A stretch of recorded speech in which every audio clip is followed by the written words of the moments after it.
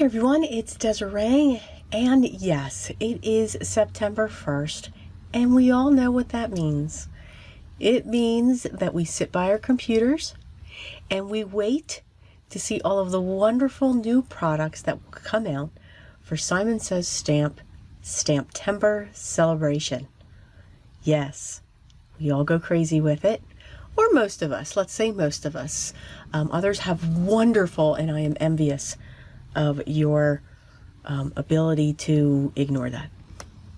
Anyway, let's start off the celebration.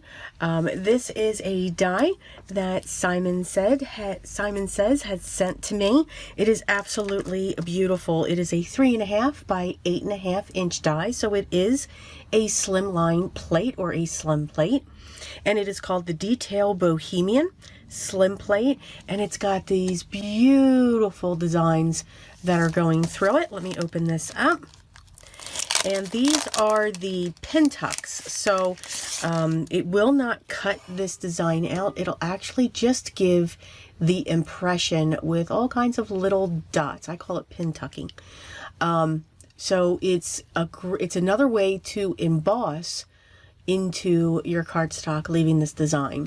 This, of course, is going to be our base, and we are going to add a few other dies to this piece. We're going to give it a Christmas spin or a winter feel. So I am actually also going to pull in the Sophie Snowflake by Simon Says, the Rena Snowflake, the Daphne, and I'm also going to pull in the sentiment Happy Christmas because it's just an awesome sentiment. So let's get started, and we'll switch over to voice over. And as always, all of my die cutting will be done prior to that. See you on the other side. Okay, as you can see, I've already cut my panel, and that panel just looks absolutely gorgeous. So many opportunities. You could just cut this panel and add gems to it and a sentiment. I mean, there's just a great design. I chose to pull in some of the, wow, just went blank there. The Simon Says Stamp Snowflake dies. For some reason, I just saw snowflakes on this. And of course, I pulled in the Daphne and the Sophie and the Rena. So I love those names. I thought they went really well together. And just because they're individual dies does not mean that we cannot layer them. When it comes to a die like this, I like to just put glue in the center and let those edges just curl up, because after we die, they tend to do that. And I just think that adds a lot of dimension on its own. Yes, be careful when you put it in an envelope. But I just think it is really pretty. Now we're going to come in and we're going to put those. I used the Daphne, I believe. No, I used the Sophie Snowflake, those 4 in the center. And I am now using the Daphne Snowflake for the 4 outer corners and filling those in. I will be using the Rena Snowflake to go over the 4 large dies in the center, just to add even more dimension. This panel absolutely and automatically comes out as a 3.5 by 8.5, and I am confirming that. As you can hear, I'm opening that up. Yes, this panel automatically cuts 3.5 by 8.5. Now, I trimmed mine down to 3.25 by 8.25. Now, the way that I did that to keep it even, so since it was 3.5, I cut 1/8 off the right side and 1/8 off of the left side. So that means I was cutting off 1/4 of an inch, but didn't want to do it on just one side because then my center would have gone out of whack. Same thing on the short sides of this panel, 1/8 off one side and 1/8 off another side. And again, that will keep the image centered. So you can see, oh, that looks just, I would love it like that. But I do trim those things, just saying. Just saying. So what I am fiddling with there are the 3 dots on top of the sentiment, Happy Christmas. I need one that says happy everything. Yes. I just love that sentiment. I love to say Happy Christmas. But I do say Merry. So I cut the Happy and the Christmas, the top part, out 3 times so that we can create a chipboard effect. I gave up on the eye because I lost and everything was sticking. It was just horrible. I do apologize for my voice. I should have apologized earlier. I am literally coming off of a bad cold. I couldn't do any videos for a week. So I do apologize for my cold and my cough. I'm trying to not have to cough as much. So again, back to the card. I am layering up these pieces using my reverse tweezers, using my liquid adhesive. You will see how I will fix that eye since I gave up on the little die cuts. I either lose them or I get frustrated with them. But there's always ways to fix that, and there's always alternatives, so I'll be able to show you that.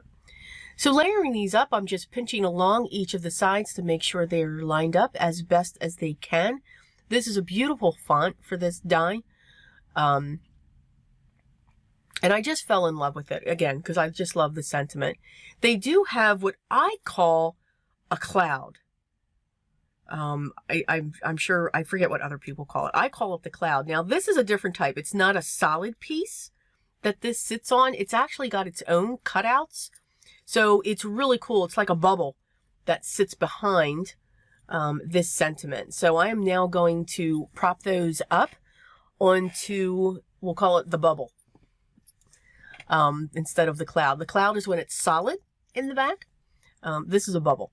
So it creates a bubble effect behind it. But it just creates a beautiful frame for that. Now, I did choose a satin mirrored cardstock, and it's by Tonic, I believe, to put in the background. I didn't want to have a mirror.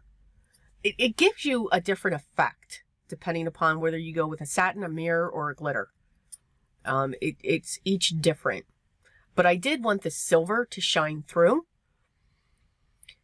So how do we fix that eye? Well, first I'm going to use my Spectrum Noir over the letters, just to give them some faint sparkle. So this is different than glitter, but this will give you a faint sparkle going across that. So I'm just painting across to get that extra shimmer up on the top of these. I needed to take a sip. I'm so sorry if you heard that gulp.